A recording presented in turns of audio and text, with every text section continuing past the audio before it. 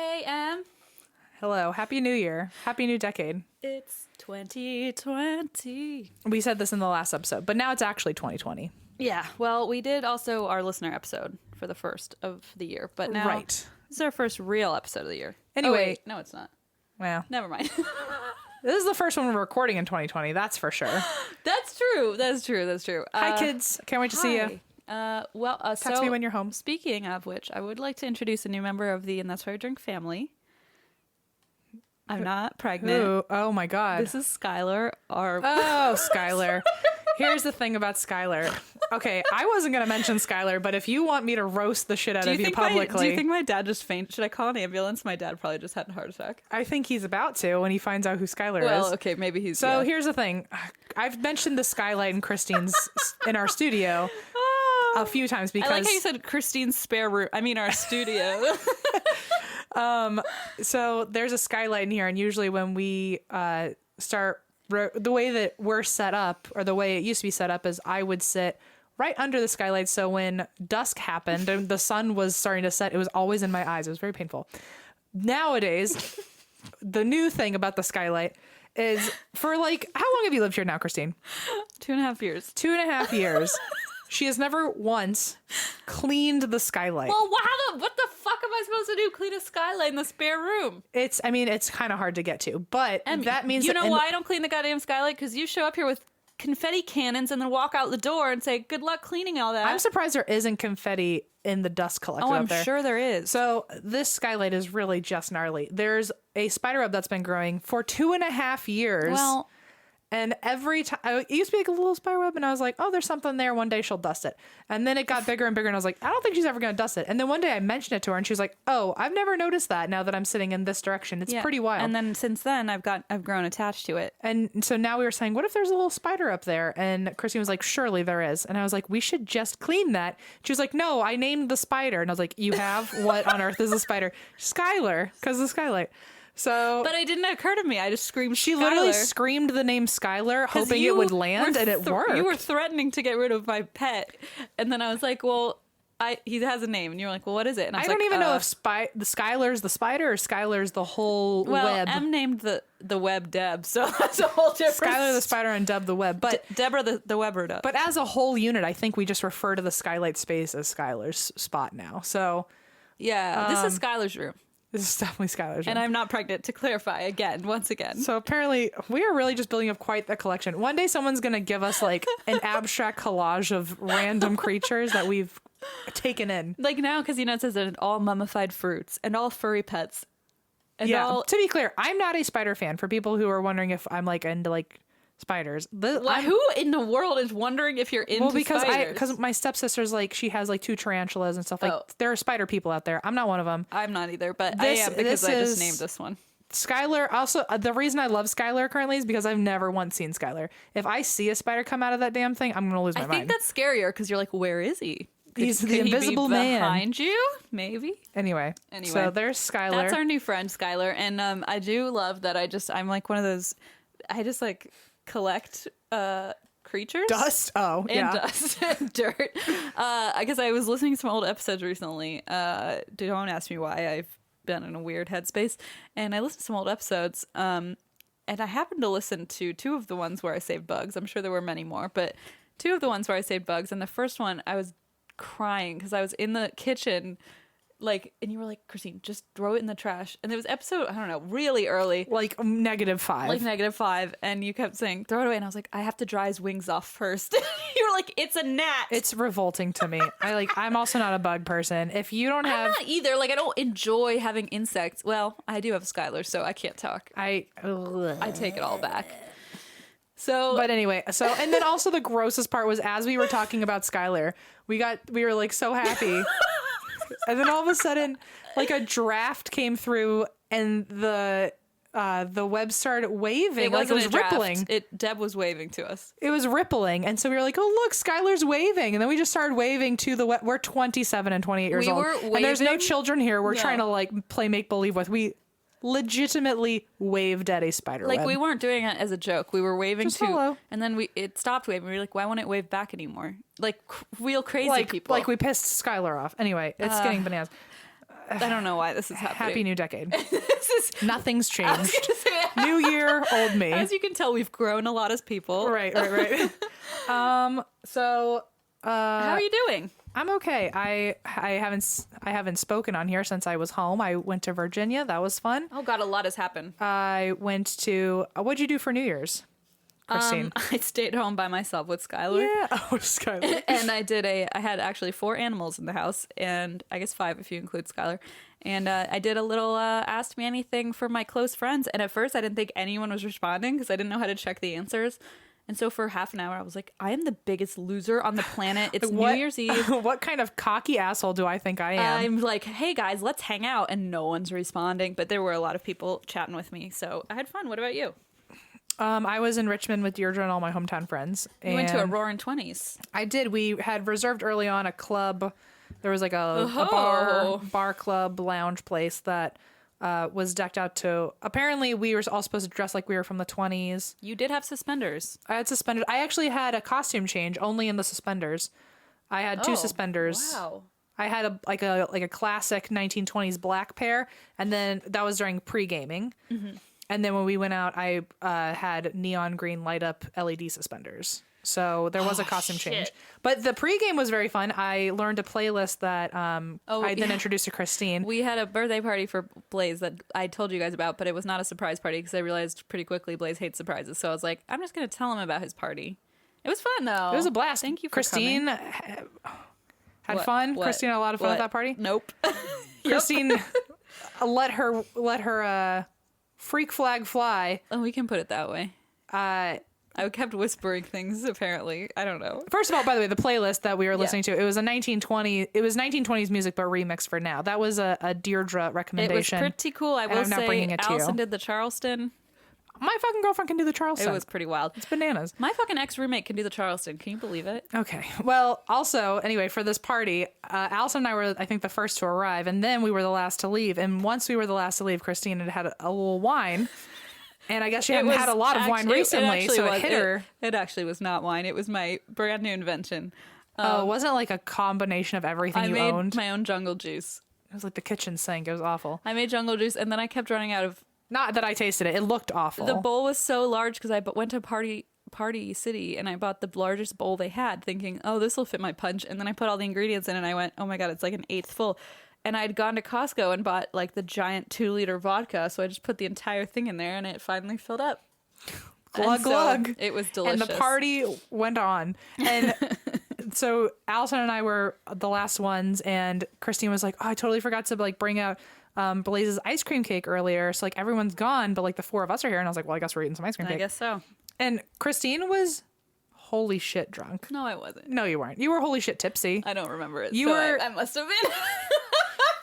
You weren't sober. You were let's just not say sober. I haven't had that much drink in a very long time. But you were like fun, Christine. Like there wasn't a bad version. Like you were in the good zone. Em misses me when I was. I love drunk Christine. I know. And there's no one I love more on earth than drunk Blaze. And they God. were, when they're drunk together, it's a powerhouse. Oh dear God, help and us. they were both drunk. I was having such a blast. I was like, Allison, we cannot leave. I don't know when I'll get this again. I was so glad you were still there because Blaze's brother went to bed in the adjoining room 5 feet over, and I was like, thank God you guys are here. No, I had a blast. And then no one except me and Allison wanted to eat the cake. So Allison and I basically ate a whole I Carvel was cake. eating that because I found frosting down my neck the next morning. I have videos on my phone of Christine. Literally, I'm not kidding, Christine. You put your entire face in the cake. No, I didn't. Do you want the video? No, I don't want the video. You had your whole face in the cake. And Apparently, there's videos. she shoved her face in the cake, and then she tried to lick her own face, but she couldn't reach any of it because she was trying to lick her fucking face. And then her hands were covered in like the blue Carvel stuff. Her nose, she had a big blotch on her face. And then I started whispering. And then she started whispering things. I woke up the next morning and thought, I was whispering in Allison's ear. I have no idea what I was saying. She was trying to play telephone by herself. Nobody else was because playing. it's my favorite game. But she would whisper things, hoping the rest would announce things. It's so telephone by myself. Apparently, she whispered to Allison that Zach Bagans, Robert the Doll, and Peggy the Doll all hate me. It's like, why would you say I that? like that that's my I subconscious. haven't even done anything mean. My subconscious thoughts are like, let's bully you. If with... drunk words or sober thoughts, you have some weird ass thoughts. Well, also, Are we surprised? No. so then at the end, like everyone else was done eating cake, and I was like, all right, free for all. Like I'm gonna eat the shit out of this cake. Oh my. And Oh, no. I started like digging in, and I guess Christine, without saying anything, Like, no, didn't say like, oh, you're done with that. She picked it up as I had like my fork in the cake. She picks it up and she's like, Blaze, what are we going to do with this cake? And she's holding it and swaying, and she flips the whole cake upside down right onto me. It was... That part I do remember. I suddenly sobered up real quick because I just looked at her and I was like, like, that should be in my fucking mouth, and it's in my lap. do you know why I remember? Because your eyes, when I pulled the cake away from your fork, your eyes darkened to a point that I had never seen in my life. And I remember Don't the fear. fuck with my food. The fear just, and then, so of course I wobbled, and then, oh dear. The whole thing, imagine one like Ice sheet cream. cake of Carvel ice cream cake. No. And like it's half eaten, mostly by me, and I'm not done, and my fork is in there. She rips it away while the fork is in the cake. For no goddamn reason. For no reason, just to hold it, and then flipped it upside down. And then then she tried to pick it up, but she forgot that it's literally just sitting on a cardboard slat. So she tried to pick it up by literally just picking up the cardboard part and throwing that away. And now there's just all this cake on a table that I can't eat anymore. And then I was like, you can still eat it. And you were like, I'm not eating that. I was like, I don't want any part of that anymore, Christine. So anyway. And I had by the way, I just cleaned her entire house, and then she threw an entire fucking cake across the kitchen. Yeah, so Blaze is 30 now. Welcome to this life. Welcome to this life. Thank you, Em, for being the best party guest ever. Anyway, I also wanted to announce that this has been driving me crazy. I pronounced Sisyphean wrong. I'm sorry. I'm really upset about it. It's pronounced Sisyphean, not Sisyphician or whatever the fuck I was saying. I like your way better. Thank you. It's a lot more syllables. She sells seashells down by the seashore. Sisyphean. So Sisyphean is the right word. I'm sorry about that. Nobody even corrected me unless Eva she probably shields me from that. Good for her. She knows I'm a little baby. Also, our patron of the week is Devin Garcia, who has you, Devin. also been a patron for a really long time. Wow, so bless you, Devin. Sorry. One other note, San Antonio, we're coming to you soon, and you're the only show in January that hasn't sold out. So come on. Please sell out. Please. We would love to sell out the first month. We'd love to sell out the whole show, but let's be realistic. Let's sell out the whole month at least. Can you just pretend like it's like that thing that you have with Austin, Texas, where you compare tacos? Can you find, like, whoever your rival is, pretend that they already bought out all of our tickets? That's what I'm saying. Austin bought all the tickets, and they have a rivalry about tacos. So can you pretend, can you play that into the buying the tickets? Listen, yeah, please buy tickets. Makes sense in my head, but it would make us feel very good. Better sold out. Whoever has a sold out show has the better tacos. Let's put it that way. Okay, there you go. So buy tickets. A lot of shows still have tickets, so please buy them. And thank you to the people who've already bought tickets. We're excited to see you. Yes, thank you for the people who already bought tickets. I burped. I tried to cover it up. Cute. It didn't work. Also, because people won't stop tagging me in this. That came out wrong. I didn't mean it to sound so aggressive. But it's people keep tagging me in the don't fuck with cats thing. Oh. I'm not watching it. She won't. Never watching it. She won't. I won't even read about it. I watched it. If people are wondering, I watched it, and then I even told Christine, I was like, I didn't know, by the way, it was about Luca Magnotta. I saw the trailer when I was like on Netflix and it started playing, and I was like, oh, that looks like pretty like something I would watch. And then I texted Christine, and I was like, hey, it's about cats and it's true crime, so if you want to watch it. And she was like, no, it's about... Do you have any idea what you're saying to me right now? It's about Luca Magnotta. I'm not going to watch that. I'm like, do you think Eva and I want anything to do with this nonsense? And then I will say, it was a good documentary, but like, it's definitely something you wouldn't watch. I can't even bear the thought of you killing Skylar. Like, I can't even... You certainly would stop me, Let's just say it's about animal cruelty partially, and it's about Luca Magnotta, and that story was hard enough to tell. Now that I have a cat, I don't even want to Parts of it were really disturbing. Yeah, I can't even. But it was a really well done documentary. Like, I feel like I learned a whole lot about that whole case. Yeah, I mean, I heard it's very good, but there were some people who were writing me saying, it's really good, but I've been sobbing for hours. I'm like, okay, no, I don't want that. Nope. I'm such a baby. This is not me convincing you. I'm just saying out loud for other people who are wondering. It doesn't show the actual like the acts, but it shows like the first like 3 seconds of a clip before anything happens. See, like even thinking about it makes my stomach hurt. Yeah, that's why I never recommended it to you after I knew what it was. I appreciate that. And sorry guys, I know that like everyone wanted me to watch it. I'll watch pretty much any crime documentary out there, and I have, but that one I can't do. I can't do the animal cruelty stuff or like severe torture stuff. I think I actually watched it on my way to Virginia. Yeah, you were texting me after you left. Yeah, it was a good documentary. Anyway, so that's all I have. So how you doing? You ready to I'm good. Spook me? This is one of those things where I hope you have a long drive because my story's long and I'm sorry. Yay. Let me see. The first one actually isn't that bad. The second one is. So this week you guys are kind of off the hook. It's shorter than next week, but next week's going to be a little long. Sorry. Ooh. So I'm doing a 2-parter. So don't go on your road trip until next week. Right. Stay put. I'm doing a 2-parter this time around. So this is part 1. Next week will be part 2. Oh, okay. I get it. I was like, how do you already know your next week's story? Because I prepared. I did 2 episodes. So this story, let me tell you what's going on here. Because the 1920s or 100 years ago, everyone's freaking out, or at least they were when New Year happened. Everyone was like, we have to dress like we're for the Roaring 20s and stuff. We probably all forgot, but... Okay, well, that's what happened. So since it was like the 20s, I was like, oh, maybe I'll do a story from the 1920s. That's because fun. I wanted to keep in theme. I was trying to be aesthetically pleasing. I love when we do themes that we don't tell each other about so that only one of us does the theme. Yes. It's always really good that way. So anyway, I was trying to think like what are big things that happened in the paranormal world in the 1920s. And so I decided that I'm going... The original thought was, oh, I will talk about spiritualism from the 1920s because that was when like the Ouija board and seances were like at the peak of their like parlor games and stuff. Spiritualists were wild, folks. So I started getting into spiritualism in the 1920s. That was a large pill to swallow. I imagine. I ended up reading a lot, and then I ended up finding out like it sounds like a fever dream, but I found a story that really just like hits every part of our show. What? Like I don't know how I've never heard of this, and I'm sure someone out there is like, how the fuck didn't you know about this? And you might also say that. But I doubt it. I found out that through spiritualism, there were a lot of famous people who were also spiritualists at the time. And one of them at one point was Houdini, Harry Houdini. Did you know about this? Yes. About what? Do you know what story I'm going to tell? Yes. Which one? The one where he died and then he wanted them to contact him after his death or whatever the fuck. No. Oh. Well, I will talk about his death, but that's not it. So apparently Houdini at one point, who, if you don't know, was the world's most famous magician. He apparently, while in the middle of his magic act in the 1920s, he actually canceled his tour to start a second job as professionally going undercover and debunking fraud mediums. And then that's why he was like, when I die, try and contact me, and it didn't fucking work. Or his wife tried to contact him. I don't know. It doesn't matter. But okay, you tell me the story. I'm sorry. I don't mean to. So anyway, I didn't know that there was a magician who literally hell yeah, went on a spree trying to expose mediums. Well, it's like Penn and Teller.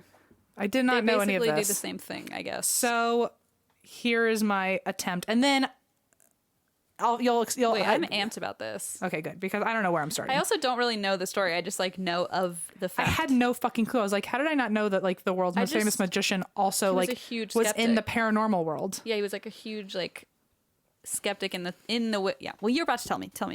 Let's just talk about it in 10 different ways roundaboutly without telling the story. And then just close your computer and I'll go. The end. Yay. And that's why we drank.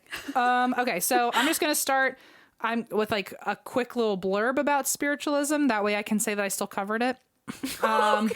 Remember that time I covered it for 4 seconds? Well, I'll say that I'm going to talk about a quick little blurb about spiritualism in the 1920s. But I will at some point probably also cover spiritualism when it first really started in the 1840s. I'm just teasing you. Just because that also had its own slew of stories. But we're sticking with the 1920s on principle because it's now 2020. You're starting off strong here. Well, it'll be a steep decline, don't worry. Okay. So yeah, because mine's after you. So spiritualism peaked from, like I said, the 1840s to the 1920s. Around then there was 8 million followers in the US and Europe. Mostly were middle upper class women or socialists, or those that were advocating for social reform or were against organized religion. So it was pretty much a bunch of progressives out there that were like, we really need to stick together and find our community. And it usually ended up being spiritualists. Right. They believed that contact with spirits was possible and that spirits are on a higher plane, aka they can answer questions for us from the beyond. And of several other things, but that's the leading theme through this. Sure. There were some really famous people who also got involved and converted to spiritualism, especially like Charles Dickens and Marie Curie. And a fun fact, one of the people who did a lot of writings or contributed a lot of things to spiritualism, his name was Frank Mesmer, and he was the one that developed hypnotism, which is inducing trances to speak with spirits, and that is where we get the phrase mesmerizing. Yay. You're saying a lot of things like your brain is not blown, but every bullet I went through, I was like, what? I feel like I've either watched a documentary or maybe Astonishing Legends or something, because like this is like I like vaguely know this knowledge. Every single thing I read, I was a changed person. I was blown away at every turn. I was like, wow, that makes so much sense. I think maybe, you know how I go through phases? I think one of my phases was this, and I think specifically Houdini in 1923. Well, not Houdini, but the whole spiritualism, like debunking all the, I don't know. I hope someone else out there is mind blown, because I was freaking out. Well, but do you remember that story I did of the family who would say they were spiritualists and then they would fucking murder people? Yes. And so there was like all sorts of weird stuff I've like quote unquote studied. I've researched like studied it, yeah, around, because clearly I know it really well, but around that topic. Like I feel like I had murderers from that time, gotcha. and it all boils into. Well, let me know when I blow your mind, because I need. You're gonna blow my mind. Don't worry. I'm sorry. Okay. I'm sorry. I don't. Let me mean know to when be, it happens. I'm not trying to be a hater. No. You're not being a hater. I really thought that I was gonna get you on some of these things, but mean, you're already on top of it. You're so smart with your big fat brain. Okay. Oh, shut up. Earlier today, Em read me a list of the most obvious things that you've never thought about, and everyone I just started screaming like, "What?" Like, for example, Eeyore is the sound a donkey makes. That's why it's called Eeyore. I mean, so things like that. You've already. That's what blows my mind, not this. Okay, so tell me when I really get you. Okay. So while spiritualism in the 1920s was still on the up and up, there were organizations that were created, such as, and I think this was actually before the 1920s too, but at this point, organizations had been created. What's wrong with me? Organizations had been created, such as the Society of. Is it Psychical Research? Yes. Remember, because we had this whole you said cyclical. And Yeah. Well, now I'm freaked out that I'm going to say the wrong thing. Psychical. Psychical like Research. psychic. And they even had their own committee called Haunted Houses. What? Does that not sound like something I want to do? Now you blew my mind. There was also the London Spiritualist Alliance, and they had a newspaper called The Light, which I would love to subscribe to now. Man. Because they have articles such as Evenings at Home in Spiritual Seance, Ghosts in Africa, Chronicles of Spirit Photography, and then there was also like a whole listener stories section where people would submit their personal experiences. It's like early podcasting. It's like We Are the Light. Sure. Huh. Yeah. Okay. We Are the Light. It sounds like a friggin' one of your Christian stories. Oh. By the way, thank you to everyone who started watching Greenleaf. You're welcome, by the way, because you're going to have a blast. Well, you never mentioned Oprah was involved. If you had told me that, I would have jumped on board much sooner. She's the executive producer, and she acts in it. She stars in it. Not stars in it. She's in it a lot, though. But it's not fictional. She's an executive producer of a show. Oh, you said and she also acts in it. But is it like a fictional show or like a... Yeah, it's fictional. I thought it was a reality show. No, I told you it was fiction. I am so confused. Sorry. I brought this up last time. I thought you meant they were all like reality shows. I'm confused. Never mind. I literally said it was a fiction. Oh my goodness. So apparently spiritualism was also one of the first forms for mixed public audiences. And in the UK, invitations to tea now often included a seance. What the hell, that guys? Sounds so Bring fun. it back. Bring it back. I would, first of all, there's nothing I love more than a good tea time. Also, nothing I love more than a good seance. You slam them together. What do you get? You get a recipe or fun. You know what tea time is, right? That's when you start golf. So you don't really love that. Tea time is also when you get together and drink tea. I know, but I feel like everyone is with you today? Oh my gosh. No, because you're like, I love a good tea time. And I'm like, God, you sound like my dad. I do love a good tea time. I had tea time when I was home. It was very lovely. In the 1880s, the credibility of spiritualists suffered from con artists posing as mediums, foreshadowing for the future. Dun, dun, dun. And during the 1920s, there was a revival when World War I and the Spanish flu pandemic caused a rebirth because there were so many people dying. Oh, weird. So after those two things happened, so many people, especially women, were losing their sons and husbands. Oh, jeez. And they wanted some sort of closure. And so they started bringing back seances and things like that to try to communicate one last time with their family. That's really interesting. Okay. So two of the popular parlor games of the 1920s were seances and Ouija boards. And spiritualism, because it was considered a mental gift or an innate gift and not based on gender, that anyone could communicate with spirits. It interested women specifically in that they could do something. Women they couldn't vote, but they could talk to ghosts. They could literally speak to spirits, but also how dare they vote? How dare they have a say? So another revival after World War II came for spiritualism, and there was another rise in it. But at that point, instead of it being more paranormal based, it was generally supernatural based. So that was like the UFO phenomenon and things like that. Oh. So, but we're focusing on after World War I. Weird. So after the 1920s, spiritualism involved, this is my last little bullet about spiritualism. But after the 1920s, it broke off into kind of three different branches of practicing. There were independent practitioners. There was the spiritualist church, if you wanted a community. And there was just the general New Age movement, which we probably fall into a lot. I was gonna say, I'm sure that's like crystals and astrology. and just like being in Los Angeles. Being in Los Angeles, eating a lot of kale. So current spiritualism, though, does not have as much showmanship as it used to, because back then it was very, let's all have a seance and do table tipping and automatic writing. Yeah, very visual theatrics versus now it's more of a mental state of being or being a sensitive or things like that. That being said, that's all you need to know for that. Let's bring back the theatrics, though. Come on. I'm walking theatrics, so let's... That's what I always say. Here comes my Catch me at tea time. It's going to get weird. My walking theatrics coming stomping on through. So I'm going to give you a quick little thing on Houdini to figure out how he blends into the spiritualism life. So Houdini was born, I don't know how to say his name. I think it's Eric. Oh dear. It's Hungarian. That says Eric. I mean, no, it doesn't. Yes, it does. Not the way I want it to sound. Eric Weiss, and he was born in Appleton, Wisconsin in 1874. Apparently he was already, like, they knew from birth that he was a little trickster and an illusionist. Oh, that's cute. As a kid, he would pick locks on his crib and he would make his vegetables disappear by hiding them in different magical cups and making them disappear and reappear and disappear and reappear. That's amazing. Can you imagine being that kid's parents? Like, eat your vegetables, and then you think he finally did, and then they're like in your plants. Or like, please don't die, and then like he's out of his crib. Like, wait, what? We put a safety lock on that.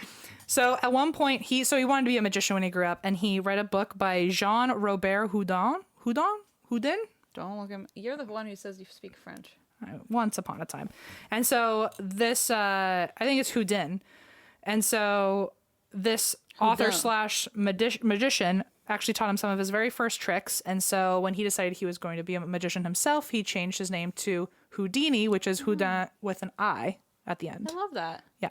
Does that mean like Houdini's Houdin's student? Or does it I think he was just trying to an eye on there? I think he was just trying to like do an homage to him. But maybe it means something that I don't know about. So at 19, now officially going by Houdini, he performed at a school and accidentally spilled acid on a girl's dress during an act. Oh dear. And so Houdini went home and told his mom what happened. So the mom made the girl a new dress and had Houdini deliver it to her. And then that girl ended up being his wife, Bess. I was like, tell me they fell in love.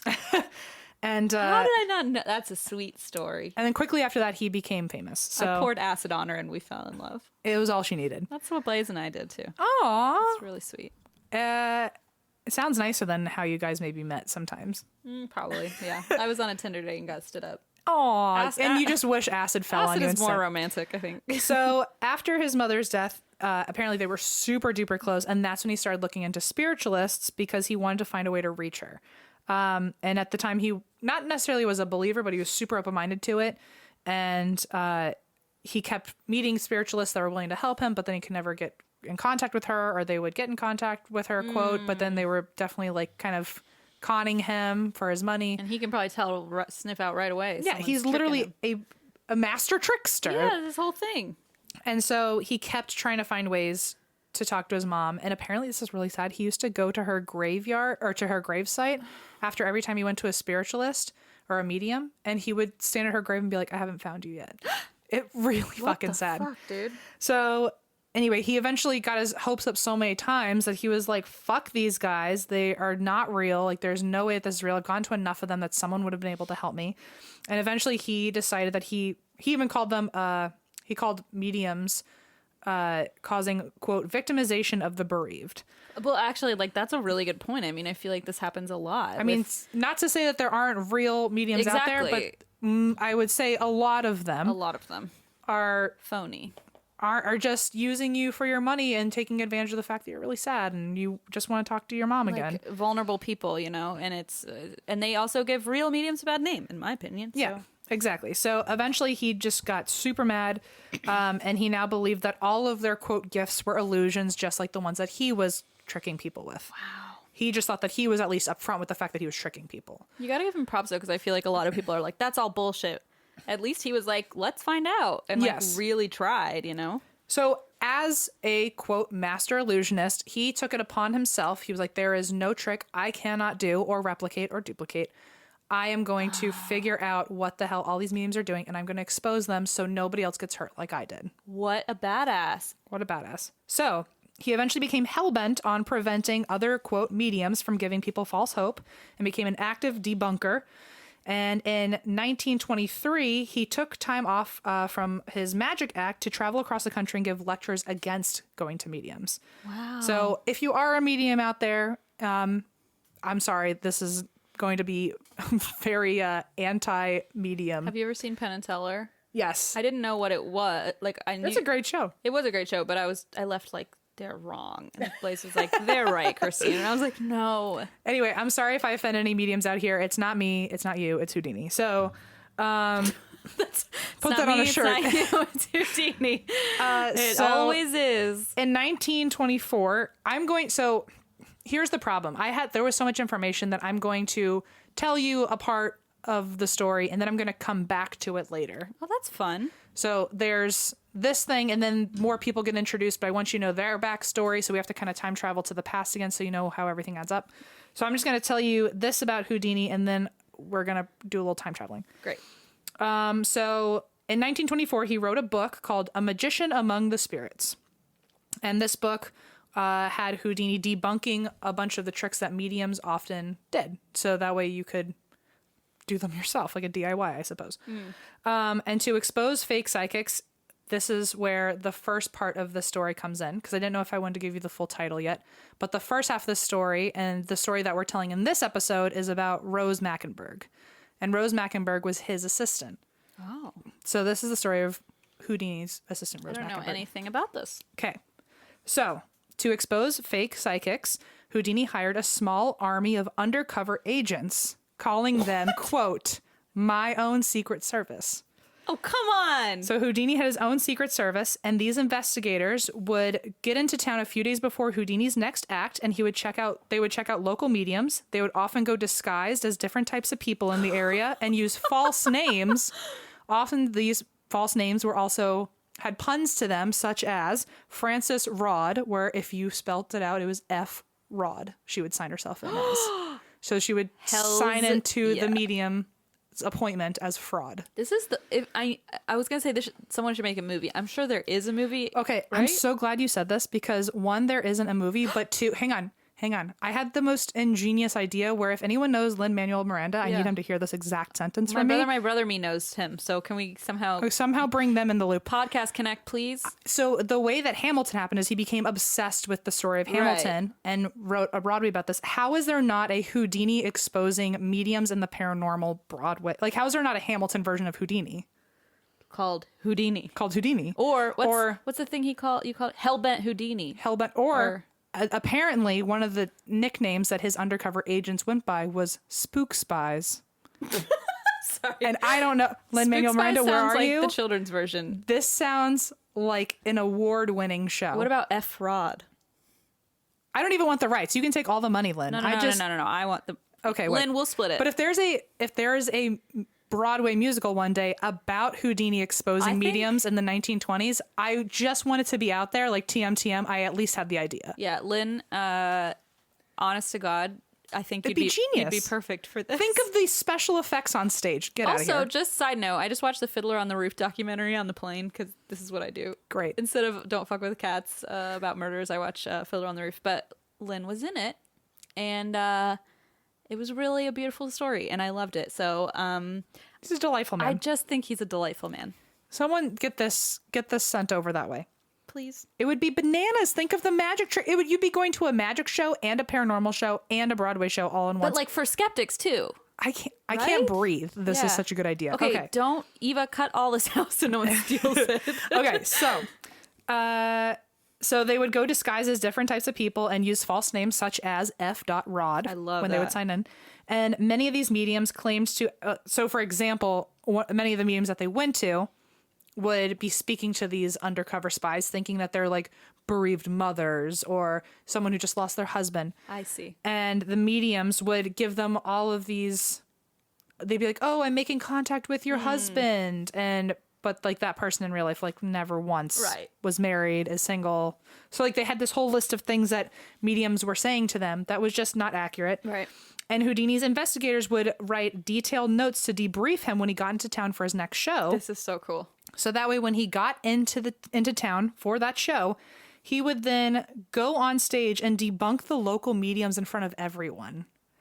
So he would literally... To be fair, I'm sorry. I think they fucking deserve it. They literally took so much money from all these people who were like, I miss my son, my dead son. I mean, come on. So he would always so he would literally go on stage, and in the middle of his magic act, he would have a specific portion of his act where all he did was the same tricks that mediums did.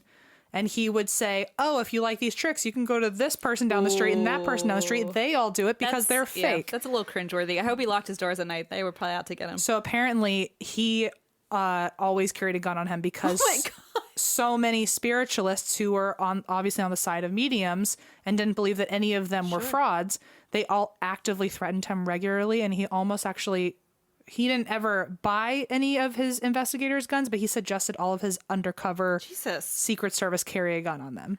Also, guys, this has just become also a crime drama. So can we just talk about how this is covering... As far as I know, he never used the gun, but he was always nervous because so many people were threatening to kill him because he was... This is a wild ride.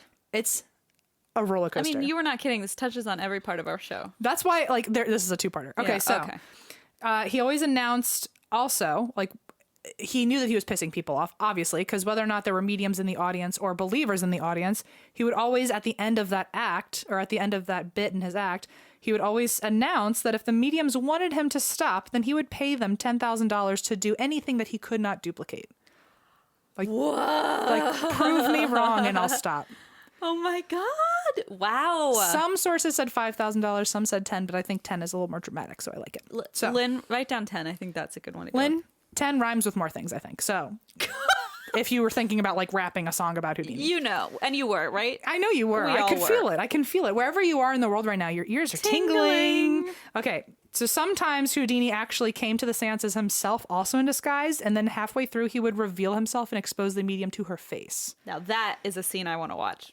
And you know what would have been fun, though, is if he decided he was also going to do some spooky allusions to her, like to like the medium, and trick them into thinking that or make them think that there's really a ghost because it's something they're not doing. And she's like, wait a second. Yeah. Like, oh my God. Like that's actually not supposed to happen. Like, oh shit. Yeah, I totally, oh that's fine. So sometimes, Houdini would go to the seances. So the leader of his team, because he had this whole little Secret Service team. Sure. By the way, most of them were women. And to be fair, I think that it was easier for women to probably fake, they probably were the most clientele. Exactly. They're probably like the right demographic anyway. But in the 1920s, he happily hired women to give them a job because it was so hard for women to find jobs. I think, and carry a gun. Now that's fun. I want to be in this play. I just decided in this musical. Lynn, you listening? I can't sing. I want to be Houdini. Can I? No, that's Lynn's job. Oh, right. However, I can't sing, but I don't think that's a problem. I'll be one of the ghosts. I'll be like the fake ghosts you like have on pulleys. Yeah. You pull Em across stage. I'll rap. Lynn's suddenly out. Okay. He was never in, but now he's opened out. the box of possibility and then slammed it shut and padlocked it. And threw it into the trash can. So the leader of his team was Rose Mackenberg, who, by the way, in the beginning also believed in psychics and fortune tellers and mediums. So in the 1920s, she was working on an investment case. She did like financial fraud. That's what she worked in. And she was working on an investment case where a psychic had given bad advice to someone on their money matters. Okay. And so she knew that a psychic was involved, had given false information, and then caused this whole financial problem. So she reached out to Houdini. I don't know how easy it was to just like fucking tweet at someone in the 1920s, but she got a hold of Houdini and was like, I need help. I don't know anything about mediums. Can you help expose like what tricks she used so I know how to help this case? So after getting to know each other, Houdini liked her so much that he hired her for his undercover team because he taught her all the little tricks of the trade. What a badass. So she claims to have in the course of her time with Houdini, she claims to have investigated over 1,000 mediums. Wow. I think in the first 2 years, she investigated like 300. And then at least by now, she's investigated over 1,000. And every one of them, she says, was a fraud. Wow. She has been known to say, quote, I can smell a rat before I can smell the incense. That is a Hamilton. Listen, this Hamilton. is a good That's t-shirt. that's like the I'm not throwing away my shot line right there. Like, Can that's you like even? intermission. That's like the CD that on the track on the CD that in the car. I just like keep Like, look, rewinding. they're like it's like the Schuyler sisters, but they're like a band of like medium exposers. Okay, like my Skylar or like no. not your Schuyler the Okay, spider. sorry. No. I was a different really, Schuyler. I thought maybe now you were finally coming around to There's a Skylar. lot of weird full circles happening here. So, Yes. Well, yeah. so Rose Mackenberg, she had investigated so many cases for Houdini, and she had gone to so many spiritualist retreats and churches getting information that she actually got the nickname through this little group as the Rev, because she had been known to have been awarded so many spiritualist titles and degrees with all of the people that she had met that they were like, oh, you must be the Rev. So in 1925, one of the cases she actually covered was she was investigating a medium named Charles Gonzalez, and he claimed to be like one of the greatest spiritualists on earth. And she disguised herself as a mom who lost her baby and wanted to make contact with the baby. So Charles said that he was like, oh, well, I'll help. And so he said, okay, I'm channeling an 800-year-old Hindu guide. And for $25, if you would like to also be able to channel the 800-year-old Hindu guide, What? I can teach you how to look into water and see the dead for $25. That sounds like a good deal to me. Well, in 1920s, I don't know about that. Also, I don't really want to see the dead, so never mind. Charles also said that the experience would work better for her if she took her clothes off. So, What? so that's what she said. And then she walked away, told Houdini what happened. And since he was coming to town in a couple days for his show, He took his clothes off and was like, I'm ready. he got naked. And that was the magic we all wanted. Yeah. So he knew, like, well, okay, well, I'm going to be in town anyway. Like, I'll figure out where this guy's going. Apparently, Charles Gonzalez was actually going to Houdini's show. And Houdini found out about that. So when he got on stage to debunk all the mediums in the area, he singled out Charles Gonzalez and told everyone what he had said to her behind closed doors. Cringe. But also, like, of all people to fucking call out in public, the guy who told a woman to take off her clothes so that she could see her dead son. Yeah. Fuck off. Exactly. So Houdini What a piece of shit. handled it, and apparently he was in the audience, and he ran out because he was getting booed so heavily by everyone. Finally. So thank you, Houdini, for being an ally to women. Seriously. Another case that Rose was on top of was in 1926, when apparently Houdini had actually urged Congress to pass a bill to make fortune-telling illegal in D.C. Doesn't this sound like a fever dream? Yes. This doesn't. I'm like, I'm sorry, no. Houdini is at Congress and he's trying to like stop the paranormal spirits. Like, it's Were you the one who taught me about Abraham Lincoln's wife and how she had? yes, in the 1920s, or I don't know if that wasn't in the 1920s at all. No. But one of the early, I think, of the first wave of spiritualism. It was, yeah. And Was it Mary Todd Lincoln? Was that her name? Yes. And She was huge on that because their son had died, and so when Lincoln was in office, there was a lot of and seances. so she kind of fell into and like hired someone to live there and stuff, Yep. right? Or like an in-house seance Yikes. orchestrator. And it was really sad. And so, and during this Congress, by the way, it was House Resolution, I think 8989, if you're looking at the bill. 69. 8989, but close. Houdini was the star witness, and he obviously supported the bill because they were trying to make fortune telling illegal. And Rose also testified and told how she, before they ever went to this committee meeting or this hearing, she came in a few days early, like she normally does, and she went undercover and talked to local DC mediums. And one of the more famous DC mediums at the time, her name was Jane Coates. And Jane had Rose as a client and didn't know that it was Rose, thought it was someone else, and told her that the bill would never pass and she wasn't worried about the hearing coming up in a few days because at least 4 of the senators there were her clients. And so she was outing the fact that people were trying to pass a bill, but behind closed doors, they were supporting mediums because they were going to them. The fuck? Jane also said it wouldn't pass because, quote, seances are held at the White House with President Coolidge. So the White House has always just fucking had seances, I guess. So Lincoln was big on that, and I guess the tradition carried out. But at this time, Coolidge was in the office, just hanging out, and so. But apparently, like, that was very hush-hush. Like, nobody knew about that. So she ended up, like, outing President Coolidge as using seances to, like, and, like, talking to mediums for, like, political decisions. Gain, quote unquote. So that ended up helping Houdini for a second because the whole argument was like, well, people can't just think this isn't a big deal and people are just using mediums for fun. But like clearly politicians are making like our national decisions head of our off nation, of this stuff. right? Like these are, our government is handling really serious matters with seances. To be fair, that does explain a lot. Just saying. But so it ended up like damning the government, and President Coolidge got kind of dragged through the mud. And so Houdini ended up having to make like a public apology to President Coolidge. Whoa. This does sound like a fever dream. I was trying to explain it. I was hanging out with a friend last night and I tried explaining it to her, and I was like, so Houdini publicly apologizes to President Coolidge for using a medium. I was like, I don't know how to explain this to you. Yeah. So sorry, let's stop shop talk. And like there was like heavy press on this. Like the New York Times was covering this like crazy. There was a quote that today's session was unusually disorderly and came near winding up for a free-for-all fist fight, because all these politicians were like now having to defend themselves, and they fell back into a corner that they got called out for using mediums. Holy shit. Everyone was in denial that they believed in this stuff, and they were for the bill, but then they were also like, there was proof that anyway, it got very messy. So eventually Congress declined to outlaw fortune telling because it was part of a religious practice. So they were able to kind of scathe the whole bill. That seems to be about right. Prior to his death, which I will get to, I'm not just scanning over that. Prior to his death, Houdini had actually said, like, you know what, I am still open-minded to the thought that there could be a spiritualist out there, or like a real medium out there. I just haven't met them.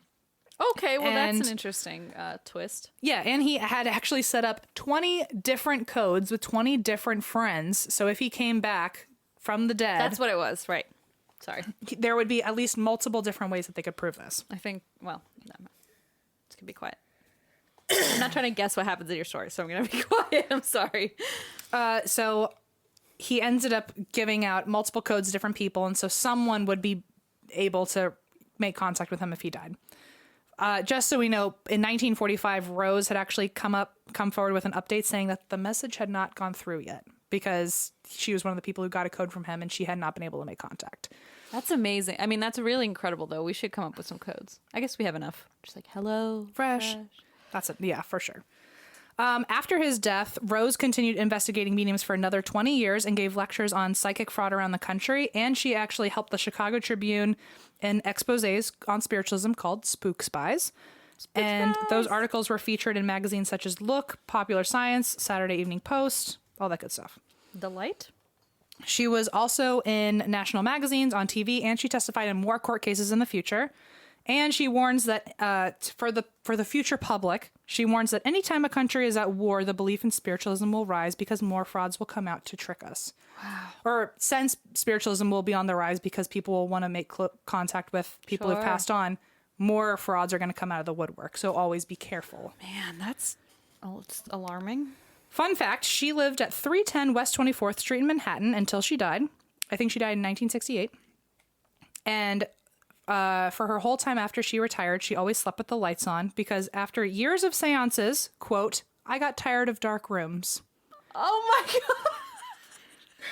Whoa. What a weird way to end that fact. On Rose. So, I also do want to mention Houdini's death a little bit. I'm not going to talk specifically about how he died yet because I'll bring that up next week. But after his death, because he'd given so many people specific codes for when he died, you know, what might happen or who... Yeah. They should expect a certain thing for him to say during a seance. And after his death, his wife, Bess, offered $10,000 to anyone who could help her contact her husband. That's the one sorry. So in 1928, Arthur Ford announced that he had received a message from Houdini or his mom, depending on the source that I was reading. It was like Houdini or Houdini's mom finally came. Oh, got it. Sorry, burped. And Bess asked for a seance, was like, okay, well, if you say that you found him, like, let's check this out and I'll pay you 10 grand. The wife, right? The wife. So Bess would know if it was a real seance or not because Houdini had already told her the phrase before he died.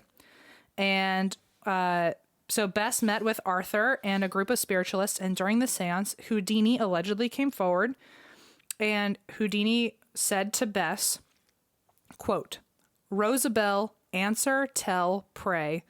Answer, look, tell. Answer, tell. And everyone was like, what the fuck is going on here? I have goose cam and I don't even know what that means. So Bess took off her wedding ring and showed the engraved lyrics Stop it. in the ring that said, "Rosabelle, sweet Rosabelle, I love you more than I can tell. Over me you cast a spell. I love you, my sweet Rosabelle." And Bess even... So that apparently that was a song that they used to sing together on stage. I am fucking shook, dude. And that was their code. Apparently she agreed. She's like, that was the code. Those words specifically were the code. Like mega goose cam right now. In the right order and everything. That was this actual code. That was the code. Holy shit. And apparently she had been told by Houdini, if that ever comes through in a seance, it means believe. I am losing my mind. Okay. So Bess even signed a sworn statement affirming that the seance was successful and legitimate. And this gave spiritualists reason to freak the fuck out. They were like, the one man who was always a non-believer has confirmed an afterlife for us. And unfortunately, years later, Bess had to retract the statement because she found out that their code phrase had actually been leaked in a 1927 biography. Like somebody must have found it. I knew it was too good to be true. Damn it. So after that, she officially was like, fuck that. She told all of her friends. That makes it so much worse. Yeah. What a slimy bastard. She told all of her friends, when I die, don't even come looking for me. If someone tells you they made contact with me in the afterlife, they're lying to you. I will not return. So she was like, fuck that. I'm going to go be with Houdini. Like, we're not coming back here ever again. So for the next few years after that, though, she would still regularly hold a Halloween seance just to see if they could bring him back. I don't think she ever expected anything, but it was Halloween, and Halloween was the day he died.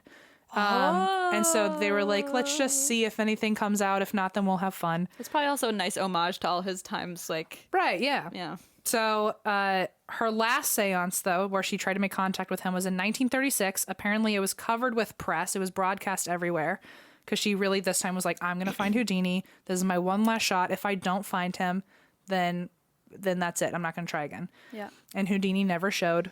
And so when she gave up, apparently a huge storm broke out that night only over the house. Whoa. Like only in that area of town and nowhere else. But it was like super rain, super lightning, super thunder. Apparently just over them was a massive rain cloud, and that was the night that she gave up and never tried to make contact with him again. And when they've asked her why she has not tried to reach out since, she said, quote, "Because 10 years is long enough to wait for any man." And that's the story of, I don't know, Houdini kind of. I am... Like, I want to cry, but I don't know why, and I have goose cam, but like also... But also what a strong, like, badass woman of I've waited a goddamn decade for him. And I want to rap about it, too. Listen. The strangest feeling I've ever felt. So that's supposed to be about Rose Mackenberg, but I now realize that I only talked about her for a chunk of that. Think about it. Rose Mac. That's me. Rose Mac. Let's just call it Houdini Part 1. Wow. Let's just, Woo! for Eva to title this, Houdini Part 1. The end. Eva does not title it with things that make sense. Remember that, right? Okay, title this like Lin-Manuel Lynn, are you Miranda's listening? next big break. We have the secret to your next big success because you need it from a podcast, I'm sure. I'm sure you can't come up with one on your own. Oh my God. All right, anyway, the end. I am like... You'll get more of that next week. And before you told me... Is that what you knew? Is that the stuff you knew? Yeah, well, no. I mean, I knew that she had tried to contact him over and over and it never worked. But that's all I knew. Like, I knew that he had told her... I didn't know about all the secret people, but I knew that he had told her a code and that he said, if you ever hear this code, it's me. And then I think I knew she hadn't heard it. So when you said it, I was like, I want to believe it so bad. I mean, like, Houdini had an undercover army of people exposing mediums. He ended up going to Congress and publicly apologizing to President Coolidge because it got too out of hand. Hey, Lynn, there's presidents. Does that make you feel a little more comfortable? You could talk about adjacent. Coolidge. You didn't get to mention him last time. Did Hamilton ever have a seance? I don't know. Maybe.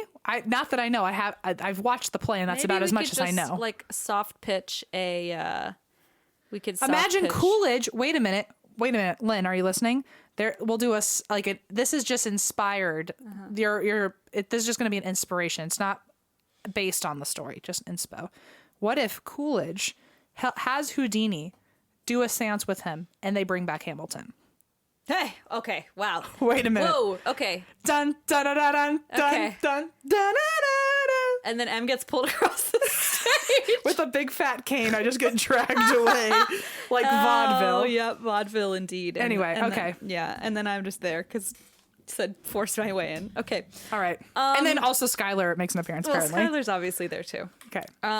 That's our spider, Lynn. It won't be the Skylar sisters, but we'll find 2 female spiders with Skylar, and it'll be Skylar's sisters. Yeah, it'll be a knockoff. Look, everything's going to be a knockoff. It's just like the 99-cent store version of Hamilton. Moving on. But so much better. No. 99 cents, but worth $1 million. We have a whole million. Lynn, I bet you've never seen that money in your life. $1 million. I bet we've piqued your interest now. I don't know why, but I can already tell this is one of my favorite episodes we've ever done. Such trash. I feel like before we recorded this episode, we literally spoke to a spider, non-ironically, not with any sort of like humor, just like talk to the spider. I don't know what's going on with me. I'm in a good mood. I'm pretty sure I have a carbon monoxide leak. And if that's the case, I'm pretty sure it seems to be doing okay for us. Look, I'm gonna ride this wave. Whatever's going on, let it continue. Holy smokes. And to think that I thought not drinking was fun? What is your story? Okay. Good luck, by the way. Thanks. I don't even remember what my fucking story is anymore. I think I don't even need to tell it. I just want to kind of rehash what we just went over. Okay, so now this is kind of a weird thing that happened. So last week, remember I did the story of... God, sorry. I'm using the Zach Bagans manual as a coaster. Sounds right. And a talisman and a bunch of other things, but primarily a coaster and a mouse pad. So remember how I covered that story that I had found in the Listverse article about strange coincidences, and it was the 2 Mary Morrises who were murdered. Yes, and the I do know this one. They think it was a hitman. It doesn't happen often, but I do know what you're talking about. Right. It's amazing. We found one, and also we haven't recorded in that we recorded that like a month ago. So I'm very proud of you. My memory doesn't usually go back that far. But don't worry, we're really good at memorizing lines. So yes. If you need us for that, we're very good at rapping about President Coolidge, kind of rapping. You wouldn't believe it, but it's true. Okay, so anyway, when I was writing those notes, I looked in our inbox, like in our main inbox, I typed in Mary Morris because I was thinking a lot of times if I cover a story, I check our inbox to see like some people will write in like, that's my uncle or, this murder. And so it's like, yay, I know, or like, I have a connection to the case. And so sometimes I want to see if anyone has written in or suggested it or whatever. So I typed in Mary Morris. And actually part of it was that I thought I'd covered it before. Which remember last time I was freaking out, like, have I done this? Maybe. It might be finally the time. Yes. I hadn't. But I was searching our inbox and I came across this email from Paige. And first of all, just most importantly, Paige sent a picture of these magnets that she had made on Shutterfly. Okay, I've been looking at those on your computer this whole time, and I did not know what I was looking at. It looks like it's part of a Marvel thing. One says Andrew. Jesus, what's wrong with me? Is it Andrew Basiago for president? Yes. And one says love your hair, hate your guts. Wow, I'm a button right next. Is that a button? It's a magnet. Magnet. I'm a magnet right next to Andrew Basiago. That's super dope. For Prez. And then this one says resident fuckboy of the Virgo supercluster. Is that a thing? I don't know. That sounds like that's what they call me. Sounds pretty cool. I think that's what they call me. I'm pretty sure. Also, but no. So from zoomed out, it looks like a magical superhero belt. So that's what I've been thinking was going to happen this whole time. Well, maybe we can go with that. Instead, I'm just a fuckboy, an astrological fuckboy. Apparently, I think you can make those on Shutterfly. Superhero belt. I thought you meant an astrological fuckboy. You can make those on Shutterfly. Yeah, it's easy. Just like quick formula. You just go on Tinder. You find thousands of them. Swipe right. So anyway, I was like obviously immediately intrigued by these, and then I thought maybe she knows Mary Morris. Nope, she was talking about a different Morris. She sends, oh, these are my magnets. Also, hey, you should look into this unsolved triple homicide in my hometown. And I was like, you have piqued my interest, and this is the story of the Tweed Morris triple murder. So. Okay. That's how we came from Morris to Morris. I see what's happening now. And because a lot of people are like, why don't you ever respond to my email? It's because we have like tens of thousands. So I promised. Truly tens of thousands. I just wanted to explain how I stumbled upon this randomly. Because she typed in a very lucky combination of letters. Specific story. And so here's the thing. Paige literally researched the story and sent me a bunch of information on it. So, of course, I was like, well, that's very thoughtful and like, thank you for your hard work. And so this is what she wrote. I have a newfound respect for Christine because that shit took me literally all day. Yeah. Granted, it does. Granted, I had a 2-year-old interrupting me the whole time, but Christine has GO&M, so that's pretty much the same thing. Can relate. And then said, I hope this case is interesting enough confirm. for you, XOXO Paige. So I was like, okay. And I do like also want to say I don't like if I think this happened like one time before with the Rabbit Hole podcast sent me some information. I don't just like print out the notes and then like read them to you because no, I she like redoes them. Really like feel like that is cheating. But I do kind of use it as like its own article almost, and then like find a bunch of my own shit and YouTube and stuff, and then kind of like make like mega notes, you know? I hear you. But as I was I was like voice to texting this because you taught me about that. Now we're both grandpas. Mm-hmm. And I typed in mega notes and it changed it to Megan notes. So I don't know how to feel about that. I know how I feel about it. Not great. Anyway, so that being said, Paige was extremely thorough to the point that she used 10 sources, and then I looked up all the sources. Those were like the 10 sources on this story. Oh, wow. Look at you. This is like not a well-covered story at all. Wow. Thank you, Paige. I know. And so it's kind of cool because I love like the smaller cases that nobody's ever heard of. So there were no podcasts on this. There was no YouTube on this. Like there was nothing. So Paige had already used a lot of the information online. So anyway, I found a few things to add, but here's the thing. You're a treasure, Paige. Thank you for your help, for bringing this story to light. It is fascinating, and I'm going to tell it to you now. So this story takes place in East Liverpool, Ohio in the 1970s. Is that near you? Is that near Cincinnati? No, I don't believe so. Well, I don't think so. I've never heard of it. Okay. And it said it was in a county I've also never heard of, so I imagine it's probably at least several hours away. But then again, I don't know too much about geography in general, as is really shocking for you to learn, I'm sure. Oh, gosh. Maybe. Oh, gosh. Oh, God. Oh, darn. Oh, my gosh, goodness. darn it. Oh, my gosh. So, East Liverpool, Ohio. Not really sure where that is, but apparently it was a quiet... Oh, you know what? I did look this up. I remember now. It was near Pittsburgh, so it was like on the eastern side of Ohio, and I'm on the western side of Ohio. In the 1970s, it was a quiet riverside town and the former pottery capital of the world. I'm sure you know that. Wow. If I didn't before... You won't forget Shame on now. me. Shame on me. At the time, this took place in 1973, the population of the town was about 20,000. And amazingly, their Wikipedia page says nothing about this murder, which I thought was pretty strange. Well, it's still a small enough town that they knew how to cover it up, apparently. Right? I was like amazed because there's information about all their pottery, but not about their murders. Their pottery must be pretty freaking good then. Maybe it really is just so good. It glazes over the murders. Lynn, I'm sorry. Stop listening here. I hope you stopped listening a long time ago. However, it was the final resting place of famous bank robber Pretty Boy Floyd, who was taken there to be embalmed. So that's my fun fact about the town. Interesting. And Paige is from there. So yay. Okay, Paige. So here's the murder, okay? July 30th, 1973, a nurse from Chicago named Frances Dugan decides to enter the local furniture store in East Liverpool to do some shopping. The store was owned by a man named Earl A. Tweed. He was a 75-year-old local of East Liverpool who owned the furniture store. It was called National Furniture Store, and he had owned and operated it himself since 1912. And his name is Mr. Tweed, which is just like the most 75-year-old man name I've ever heard. He also owned 8 or 9 low-rent apartments in town. He was a member of his choir and his men's Sunday school class. He earned honors in Eagles Lodge. He belonged to Masonic orders and the Moose Lodge. Ugh, fellow moose. Yep. Anyway, he was known as like the town's like kind elderly gentleman. Which is wild because that's how I want to be seen before I go. Like, I know. I mean, we all know how I feel about nature cozy, but I really do hope to retire in like a wonderful little mountain cabin space where like everyone in my community knows me as like the kind old man. I will say, don't commit too soon to being this character. Maybe like divert now. I want to be a version of what I already know and nothing else. Fate.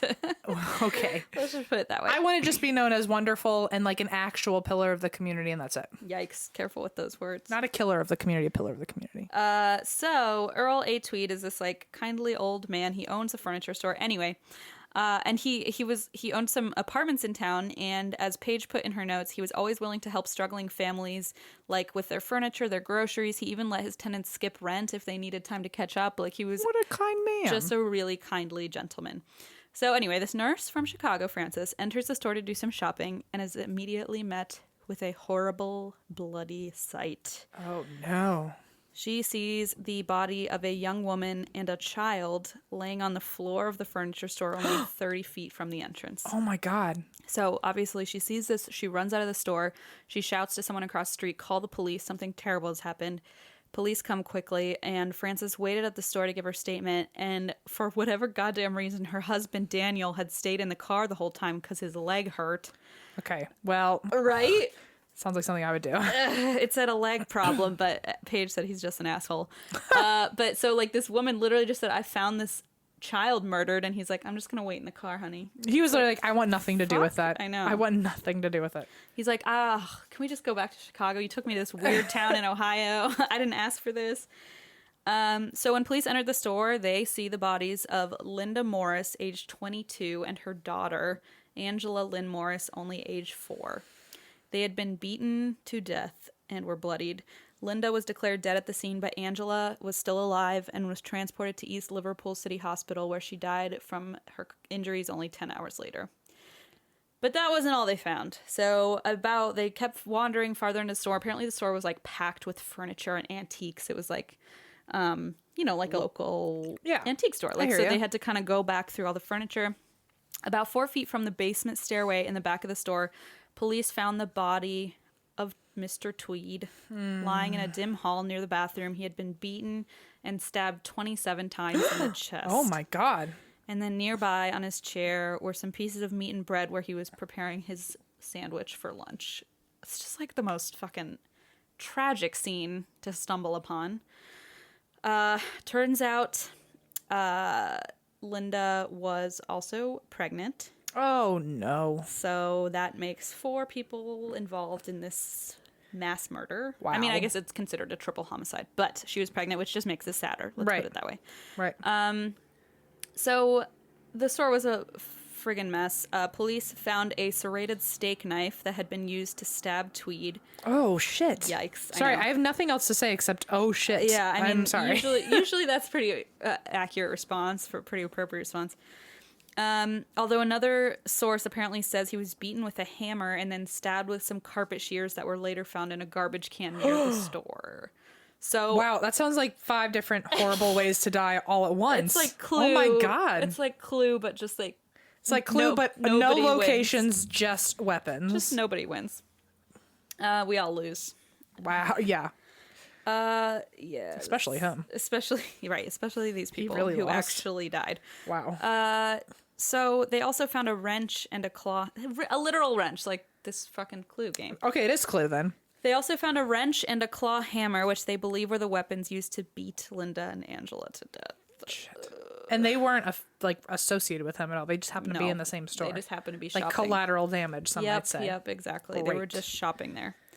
So, of course, it's a tiny town. News travels fast. Linda's mother-in-law, Letty Morris, was shopping nearby when she heard of the murders. And she actually, this is heartbreaking, she knew that Linda and her granddaughter, Angela, were going to the furniture store that day. So she hears a woman and her child have been murdered. And she's like, oh my fucking God, they were going to the store. And she's like desperately hoping, obviously, it's not them. So she races to the scene. Is like, please tell me that's not my daughter and granddaughter. And the officer's like, well, they were wearing these clothes. And she just like broke down and was like, that's Linda and Angela. Oh my gosh. And Linda was only 22, keep in mind. Shit. Like, they were very young. Linda's husband, Lou, was at work nearby, starting a new job. And he was also told about the deaths pretty quickly and was taken to the hospital. As far as the investigation, Columbiana County is where it is. I maybe near Columbus. Columbiana. I don't know. Interesting. The Columbiana County Sheriff and local detectives took on the case, along with 4 men from the Ohio Bureau of Criminal Investigation, aka the BCI. They conducted a thorough search of the store and Dresden Avenue, which is the street it was on. They collected more than 24 items, which were checked for fingerprints, blood analysis, hair evidence, and other clues. The murder literally happened in the middle of the day in a busy area, but nobody saw anything. Like, there were no witnesses who could be like, oh, I saw a man go that way, or... Interesting. And there's no security cameras or anything? I mean, it's 1970. Oh, right. No. I keep thinking it's like recent. No. Okay, got it. I don't think so. Unless this was like the most high-tech... Unless it was like a spy station. Right, got it. Police determined that the last person who saw Mr. Tweed alive was a man named Charles Inman, who did part-time work for him and visited him that morning, leaving around 11:30, but he didn't seem to fit the bill. There was one young boy who was walking in the area and said a man had run from the store, bumped into him, grabbed him, demanded to know where he lived, and when the boy didn't answer, the man ordered to tell him where he lived or I'll kill you. I don't know why this would help a murderer. I really don't. I can't think of a reason. Like, did I miss it? I don't know, maybe. Tell me where you live or I'll kill you? To a small child? I don't know. Maybe like to hide out there? I don't know. It doesn't make any sense. But that still didn't really make sense. I don't know. So the kid apparently managed to twist loose and run away. Which I was like, what a little badass. I would have been like, I know, okay, I I'll tell you would everything. have literally turned into a puddle. I would have been like, I'm already dead. I'm clearly already dead. I would have been like, I don't know where I live anymore. I'm not alive, but I'm not dead. I'm pre-dead. I'm pre-dead. I'm pre-dead. Aren't we all? Uh-huh. Just, yeah. Anyway. So the kid just apparently ripped loose from the guy and ran. And he described him as a red-haired man. That's about it. They kind of created like a composite sketch and circulated it throughout the region. Members of the detective department flew to a different Ohio city to quiz a suspect who was kind of charged in a similar case and who fit this like red-haired description, but nothing came of it. It wasn't the right guy. Police also talked to a man who lived in a house owned by Tweed that was located behind the store. And this man said he had heard nothing. So it was during lunch hour, obviously. Like, well, not obviously, but like during midday. And he said he had heard nothing. He saw no one leave through the basement door, which apparently hadn't been opened for a long time. There was a high window, like, in the store that was open, but... Like a Skylar space, or...? A Skylar! Oh, Skylar, I hope you never have to bear witness to anything that tragic. He's like, I listen to your podcast live right. every week. I listen to your podcast and all the shit that happens like, outside of the podcast. You have no right asking me to not experience anything tragic. Okay, you're so right, Em. I take it all back. Skylar must be like a chain smoker at this point. Skylar must be in therapy. Oh, God. I probably owe you some therapy. I'm sorry, Skylar. So this window was open, but apparently it was open during the summer because it was hot. So that like didn't mean anything.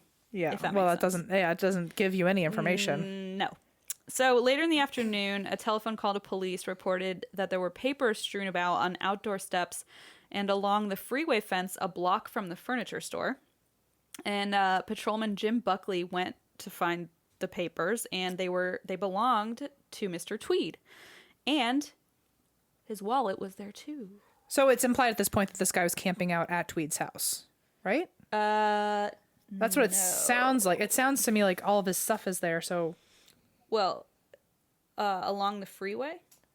I mean, without knowing anything, I would think that this guy was staying at Tweed's house and like just like taking his stuff and. Now I don't know what, throwing it around. I don't know. Wait, I'm confused. I'm sorry. I don't know. Keep going. Well, they found his paperwork and his wallet on the side of the freeway. Yeah, I feel like someone was like threw it out of his car or something, or right. I don't know. But where does his house come in from this?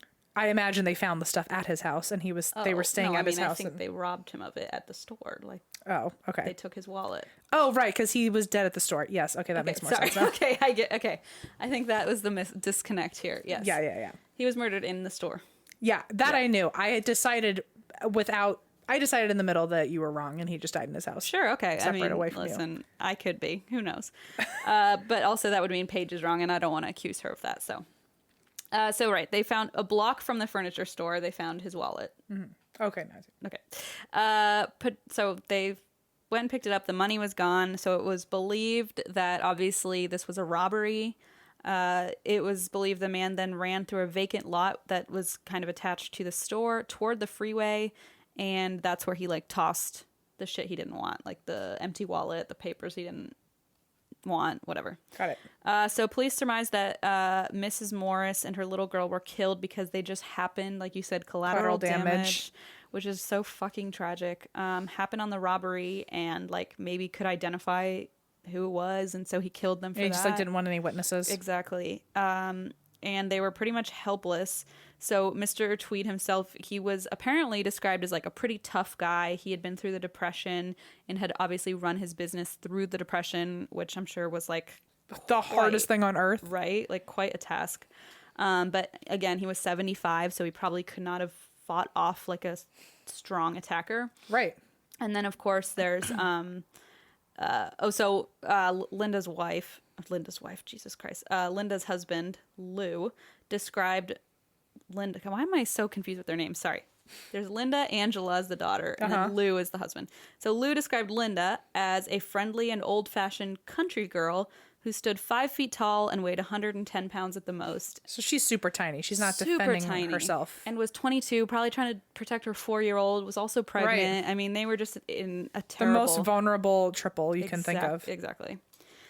So apparently the Fraternal Order of Police of East Liverpool and Wellsville jointly offered a $500 reward at the time, but it has never been collected. It's been 46 years and the case remains unsolved. The case was obviously... one could say botched. I don't want to say botched, but like in today's standards, it was botched. As in, people could walk into the crime scene, you know, like right. Like contaminated in some way. Exactly, and like things that matter today didn't exist. DNA was not a thing that they were probably Security cameras. How did any crime ever get solved without today's technology? Honest to God, I think about that a lot because I'm how did anything get done? How could you prove that someone, and you think about the witch hunts and stuff and it's like, they literally just made shit up. They're literally like, well, I don't like her. Oh, it's like right. a popularity None of us contest. do. Yeah. Right. It's like, I would have been killed instantly. Oh, we would have been the dead second I so was fast. born, they would have been like, throw it in the river. Throw it in. God damn it. Oh, this one's a bad one. Yeah. We can smell it. Oh, what was it? I can smell a rat before I smell the incense. Yeah. That's one of my favorite new quotes, by the way. Yeah. So I don't know either because nowadays, like, you have to be so, there has to be like, I mean, not necessarily. Well, like, it's like the John Mulaney bit when he's like, in the old days, like 2 cops would show up and be like, ew, there's a pile of blood. Mop it up. Yeah. Like, yeah. It's like, now back to my hunch. Like, or they'd be like, here, we're charging $5 to come see this fucking crime scene. Right. Like, steal the raisins off this pie. I mean, God. Oh, yeah. That was a fucked up story. Right? Like, I just think like about just eating the cake that they had baked before they got murdered. Shocker, that one's unsolved too, which I'm actually kind of amazed. I'm like, at least they didn't charge someone not knowing who it was. Right, like, right. I don't know which is worse. I mean, I guess putting an innocent person in jail is worse, obviously. Yeah. But so, okay. Compromising evidence. In 2010, a local photographer released a documentary called 759 Dresden, which is the address of the furniture store. Now, I swear to God, I cannot find this goddamn documentary. And it was shown locally and aired on a local TV station, but it was never released on DVD, never released online. Huh. It is nowhere unless somebody put it on a VHS who lives had public access in East Liverpool. Interesting. So I like could not find any of it. There were like a couple bits of footage I found on YouTube, but like not the whole movie. So that was kind of a bummer. But they did have interviews with people who were close to the events. They even had like archival footage in this documentary. They interviewed Mr. Tweed's daughter, which is really sad, and then Lou, who was Linda's husband, and Angela's father. And it also talks about some other apparently 20 unsolved murders in this same county. So yikes. Anyway, Lou, the husband, says in the film that the East Liverpool police had been overwhelmed by the case because they weren't accustomed to such mayhem, which I feel like makes sense in a small town. You suddenly have this like violent I can't murder. imagine us like a tiny town just all of a sudden having this massive like coverage and then being like, wow, I don't know what to do. I feel like that probably still happens today when like in a small town something crazy happens. Like, I don't know. Like, what the hell am I supposed to do? Like, typically I'm following drunk teens around trying to send them home. I don't know. Apparently another triple homicide happened 6 years later in the same fucking town. So I don't know what's going on there, but Paige, be careful. Go ahead. So Mr. Morris, Lou, went on to marry again after his wife's death. He had 5 children. Wow. But it's just so tragic that his first daughter died. Yeah, and the baby. He spent 27 years actually as a police officer in Michigan. And in hindsight, this is interesting, he was puzzled as to why authorities never questioned him or any other relatives about his wife's murder. Yeah. Right? Isn't that wild? I mean, it sounds kind of incriminating, but well, no, he was like, they literally never. I mean, he's a police officer. He's like, they never fucking interviewed me, and like, I know, but it sounds a little like it sounds. I know. Yeah, I agree. I actually thought it sounded the opposite because I was like, if I never got interviewed, I'd be like, fucking zip it. Like, I'm not gonna point attention to the fact that no one ever asked me anything. But it is weird because you would usually think the first person would be the spouse. Well, that's what he said. He was like, well, usually like the husband did it. You know, that's kind of like the cliche. Maybe it was such a small town they like just knew he would never do it. I don't know. Maybe, but even he was like, it was really weird. They never interviewed us because I mean, maybe not even as the suspect, but maybe like, do you know anyone who could have hurt that? Right. You know what I mean? Like, even nothing. Just for information. Anyway, so it's just weird. Anyway, Lou passed away in August of 2010 in West Virginia, St. Mary's. Wow, West Virginia. That's basically Virginia to some people. I got confused. Did you really? Yeah. You've got to be kidding me. West Virginia, wrong state. You said it in a way like, how about that? And I was like, yeah. I literally like tapped you like, good for you. That's like me being like, and it happened in Kentucky. And you're like, okay. I'm 10 minutes away. You would be more right than I am, to be fair. West Virginia is like 2 or 3 hours away from me. Yeah, my bad. I think it's actually like 2 or 3 hours away from me. So maybe that's our meetup point next time we're home. Some John Denver, make a little cabin cozy, nature cozy. Let's just move there and what are the odds that our meetup spot is the epitome of nature cozy? It makes a lot of sense. Listen, I'm just saying. And also in the middle of nowhere. It's exactly where I want to be. Yes. So he passed away just 3 months before the release of the documentary, which is really sad. And he was interviewed in the documentary. So he was only 63 years old. This part actually made me cry a little bit. His second wife, who he had the 5 children with, arranged for his ashes to be buried in Spring Grove Cemetery in East Liverpool next to his first wife, daughter, and unborn child. That's tough. That's tough. And also, it's very sweet, but also very sad. I know, but it's like just so heartbreaking. And also just the fact that she knew how important that was to like bring him back to his first family is just like the most... So sad. Anyway, so Mr. Tweed's daughter... who at the time of the documentary was 72 and living outside of Cambridge, Ohio. Also don't know where that is. I need to get better at my said police never questioned her either. And it was her father's store, her family's store, her father's murder. Never asked her a goddamn question. Weird. About... Maybe even the killer's like, I can't believe they didn't fucking interview me. Like, seriously. Oh my God. Like maybe they just never interviewed anyone. He's like, that was too easy. He's like, damn. And then it had to happen again 6 years later. Maybe he was like testing it. He was like, maybe this time they'll interview me. I love this triple murder habit I've got going on. Right. So she was actually in her 30s the time it happened. So, I mean, she would have been the perfect person to interview and ask about maybe the store, like if they had any enemies, like, I don't know. But current officers can't speak to the specifics of who was or was not interviewed because the case is actually still open.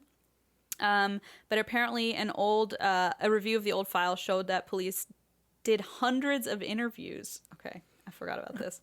Of potential suspects and witnesses. So not just suspects, but like they did hundreds of interviews, but somehow skipped... the most important people. Right, just kind of skipped a circle outward, I guess. Obviously it is still also shocking that there happened to be no friggin' witnesses when this happened, like in the main road of this town on a busy day, like a lunch hour. I mean, what's her, the nurse Frances walked in like right after this happened. Right. People were out shopping, you know, it wasn't like, wow, this person waited till closing to rob the store. It was like just in the middle of broad daylight, but yet nobody saw anything. And he fled on foot, presumably. Somebody said, a retired police officer named Dave Muma said he would have had to have been covered with blood. So, like, the fact that no one seemed to spot in this small town. Yeah, unless he, like, brought a jacket or something. But even then, like... a giant parka. It's just, like, fucking... The middle of August. Just, like, don't mind me. But then that would be something weird, too. Like, that guy was in a jacket probably covering up blood. It's probably even weirder than walking around covered in blood. Right. He also said, I've also felt that the person lived in that area and knew the area, which probably maybe explains like how they got away so quickly without being seen. Like maybe they knew how to escape through an alley. Yeah. I have no idea. Not everyone believes a killer could be a local. Obviously, like on the other hand of that, like it makes sense that it could be a local because it's like, oh, they knew the store, they knew how to get away. But at the same time, like it's such a small town that everyone knows everyone. And like it must be so hard to keep a secret like that. that no one would ever be suspicious that you came home in a giant parka one day and you're like, right. my roommate was acting really weird. And also it's hard to believe, I guess, too, this is actually Paige's point, it's hard to believe that someone like your neighbor could be capable of like murdering an old man, a pregnant woman, and a child. Yeah. So it's like nobody was like pointing fingers in town, like just very baffling, basically, the whole thing. Some people think that the suspect was just passing through, or that it could have been a serial killer, which I feel like often happens to be like just a throwaway excuse. Yeah, exactly. Like must be a serial killer that we been. don't know and apparently don't care enough about. Just lump him in with all the others. But another retired officer says in the documentary that an out-of-town robber would have been more likely to hold up the gas station down the street than a small used furniture store, which is a very interesting point. Right? Like, why would you go rob, like, this random furniture store when you could rob, like, a more... lucrative place? I don't know. No, I guess that does make sense. Yeah, I wouldn't peg a furniture store as like the place with the most money. Especially like an antique used furniture. It wasn't like... Right, like a place with seemingly probably makes less money than other storefronts near it. Yeah, I guess the only thing I could imagine is like, because he's an old man, maybe easy to take And he was over. vulnerable, which would make me think that they knew the owner. Yeah, but then you'd think that they would have done it when there weren't people in the shop, you know? This makes no sense. Anyway. It sounds like it was his lunch break. Maybe they thought he'd close for lunch. Oh, maybe. So then maybe it was just random that there were two people there, but they were hoping no one would be there. Do you think that they went to kill him or just rob the store? I would imagine just rob the store. Like, it's not like a 75-year-old man is going to like do too much damage to you for the most part, but I guess they were... But the fact that he was stabbed 27 times... It sounds really personal. Like overkill, you know? Yeah, a literal overkill. But like the robber, whatever. Okay, no, I'm with you. The robbery makes no sense, but it's also like, why the fuck? But 27 times sounds personal, unless you are maybe not. Maybe if it was someone passing through and they weren't obviously mentally well for committing random murder, but maybe like to have that much violence and passion for no reason, you know. And then maybe it was a serial killer. Who knows? I mean, I don't know, but that seems just so random. Apparently, like people who knew Mr. Tweed also knew he was known to carry cash, usually at least $200. So maybe it was someone who knew him and knew, hey, this guy tends to carry cash on him. I could just go in and easily. So maybe they were trying to rob him personally. Like, I want your wallet. Maybe he fought back. I don't know. Who knows? I'm going to solve it right now, actually. It sounds like you're on it. We're not leaving. You're on the case, hot to trot. Oh, I wish. Mr. Mumas, the detective, said the secret could be, quote, locked up in a family, which sounds like the best movie title. Like locked up in a family. Like a family secret that no one has shared. I see, you know what I mean? But okay. Like the people who know it are like just members of a family. But he thinks by now someone would have said something, so perhaps not. But he does believe the killer by now is dead. That's his theory. Sure, it was like 40 years ago. Yeah, it was a long time ago. Yeah, 50 years ago. I think 50. You're right. You're right. It's almost 50. God damn. The 70s were 50 years ago? Yikes. How? I wasn't even here for the 70s and it doesn't feel like 50 years ago. I know. It's not good. It's not good. Like people born in the 70s were they in high school when I was born? That checks out, right? It depends on when. But like they were near like high school, college age, right? Yeah. And now 50. Wow. Yikes. Anyway, So the daughter of Mr. Tweed says in the documentary, quote, I can't imagine somebody doing that kind of thing, that much violence, and then going on and living a completely normal life after that. That kind of person is going to continue with that kind of behavior. She says she tries not to dwell on what happened all those years ago and would like to see the crime solved, but she's kept some distance. From a local group, Columbiana County Families of Homicide Victims, and the vigils they've held for murder victims. Oh. She says, you have to pick up and move on with your life after something like this. Otherwise, it takes over the rest of your life. Yikes. And that is the story of the Tweed Morris triple murder. Wow. Thank you, Paige, for literally helping me discover this. For being our like research assistant for the day. Wow. Honestly, like the sources are all here. Like it's unbelievable. One of them is called ghosting12.com, so that's fun. Oh wow. But every time I would search for it and I would like find an article, I'd be like, oh shit, she already did it. However, I did find a new article. Oh, okay. You did good too, Christine. I did too. I tried. Also, like, I gotta check. Can you imagine someone sends me this whole story and then I read it and everyone's like, "That none of that is true," or you just someone's suing you now because you just like accused. Please don't sue us. We're trying really hard over here. Murder. No, somebody wrote an article in June of 2016 because I guess there was this. I had actually heard about this. There was a man who died by suicide in an East Lake apartment in 2002, and it was discovered that he had been living under the stolen identity of an 8-year-old boy who died in 1945. Have you heard about this? No. So I'd heard like briefly about it. And so this author, or the author of this article on pressurelife.com, the article is called "The Curious Case of the Unknown Man Part 2." And at first he had tried to link John Doe, this guy, because he had this assumed identity for his whole life. And so they were trying to figure out who he was. So at first this author, Adam, he said he was trying to link him to the Zodiac Killer because it was like the same region, but that didn't Interesting. pan out. Yeah, that didn't pan out. But so his next theory was that maybe it was the killer of the Tweed Morris triple murders. That was his theory. Then I read this whole article going, wow, that's amazing. Oh my God, it could really be. And then I was like, didn't they? Hold on. And I Googled the guy, and in 2018, they figured out who he was. And it was actually a man named Joseph Newton Chandler III. So. Oh, wow. And I guess it could have been the murderer, maybe. There's nowhere saying that Joseph Newton Chandler III was not the murderer, I guess.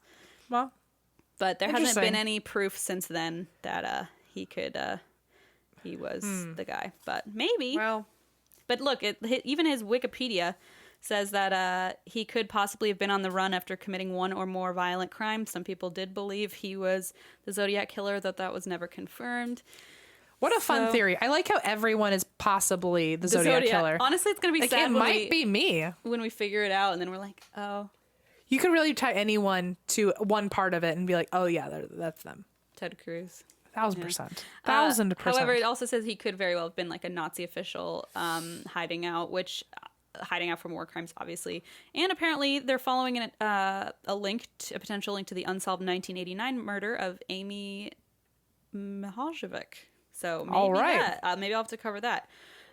Anyway, so he was in the area. Maybe that is him. Maybe Adam's right. I don't know. But it's just a potential. Speaking of Nazi officials hiding out, if you have not watched The Devil Next Door, it's probably my favorite docuseries I've ever watched in my whole life. I keep telling people that, but like I don't think I've ever watched a documentary that good in my whole life. So anyway, it's always a gamble when a German says, "Speaking of, Nazi war crimes." I try to keep sound bites like that out of the podcast so people can't. No, this time you really got my eyes wide open there. Yeah, keep you on your toes, but like I don't need anyone clipping clips of me and throwing them out there, But sure.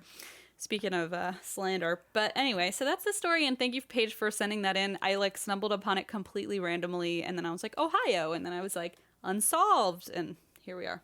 All right. So thank you, Paige. Thank you, everyone, for listening. Thank you, everyone. And if you want to hear more about what Lin-Manuel Miranda is going to be writing about we'll probably be doing a live stream with him soon, so you can check that out. If we ever got him on the show, that would be bananas. Let's do it. Okay, I'm sure he has some ghost stories. Everyone, let's manifest that like right now. Okay. Can we figure out if Lin-Manuel Miranda has ghost stories, and then please can he come on our show to tell them? Because that would be so fun. So at least enough people tweet about us to him so he knows who we are, and then maybe he'll hear the episode where we just like vouch that he'll do a Broadway show off of my story. But in a really normal way. Don't be like... But like, be cool. Like, be cool. It's organic. Have it organically happen. I mean, I love you, but you've almost gotten me reblocked by Zach Bagans a number of times. So like, watch it. We'll have to start making like on a spectrum from like Lin-Manuel Miranda to Zach Bagans. We would like to be in the good graces. Yeah, let's keep it up here. We'll have to stay near Lynn this time. Okay. Okay. All right. Thanks, I guess. And that's why we drink. Buy tickets to our shows. Bye.